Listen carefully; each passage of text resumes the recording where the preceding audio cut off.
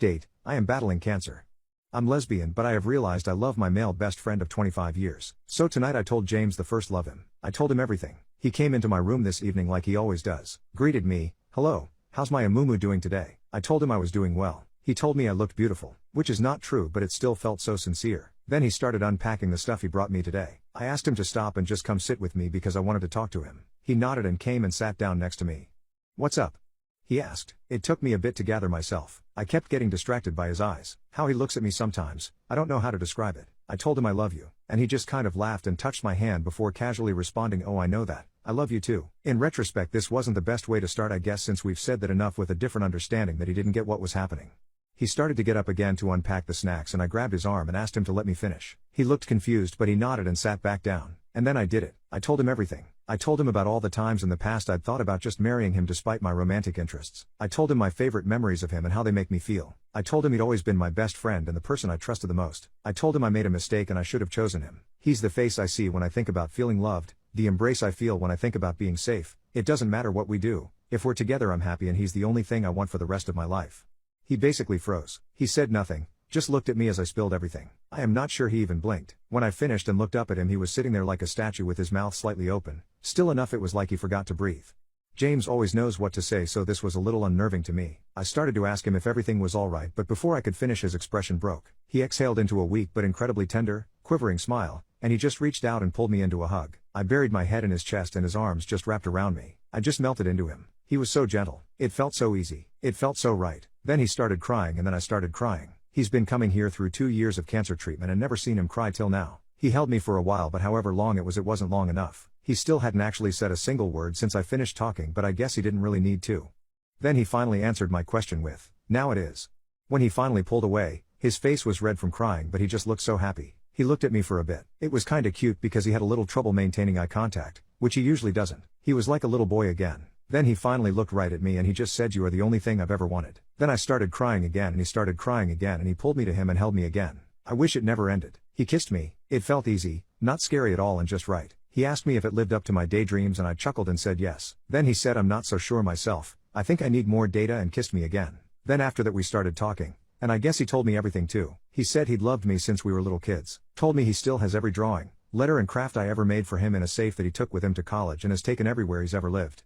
We talked about the day I came out as gay to him, and how he'd figured it out earlier, but he struggled to accept it for months in secret because he had lived his entire life up to that point assuming we would be a family and wanting nothing else.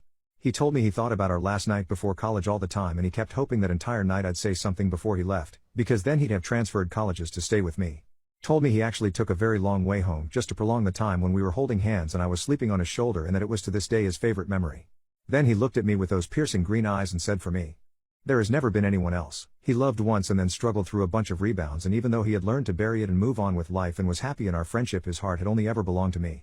Honestly, I guess I should have known this, but I was flustered. I joked that he should enter the Olympics as a torch carrier, and he said they'd never have a chance. I'm the greatest there ever was. We sat and talked and reminisced some more, mostly about when we were kids. I found out some things I never knew because he avoided telling me how romantic some things were for him after I came out, but I also kinda realized. I think they felt romantic to me too.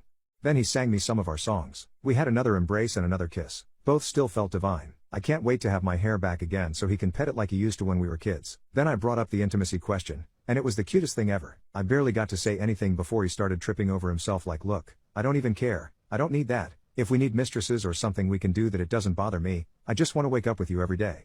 Which was sweet, but then I told him that even though I didn't know how that would go, I wanted to try with him anyway when I got better, and oh my god, he turned tomato red and could barely look at me.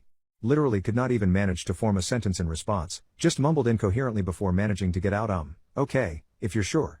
This man has been married and had 6 girlfriends, but he completely just falls all over himself at the thought. God, it was adorable. This is the only thing I'm still a little worried about, but I do want to try. I mean, I like the kissing, which I thought was completely impossible, and I know that if it doesn't turn out well, it won't ruin anything and we'll still be together and just figure something else out for that one need.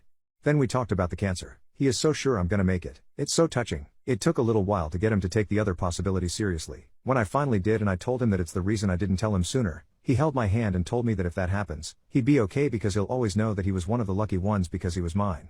Jesus Christ, I almost lost it. Then he said if we don't have that much time left, we better make sure every minute counts. I said that's pretty hard to do in a hospital, and he replied, what do you mean? We're both here and that makes this the best place on earth. Dear God, what did I do to deserve this man? I teared up again and he held me one last time. Then the doctors came in. He kissed me goodnight. We both said I love you, but it felt so different. It's never felt so good to say or hear those words. Then he smiled at me and left. I was so excited, the first thing I did was call mom and she was just ecstatic. I think she might be happier than me, which is saying something. As soon as I told her what happened and that James and I are together, she just started crying and talking about what a good boy he is, how she just knew this would happen and that she can rest easy now because she knows I will always be loved and taken care of.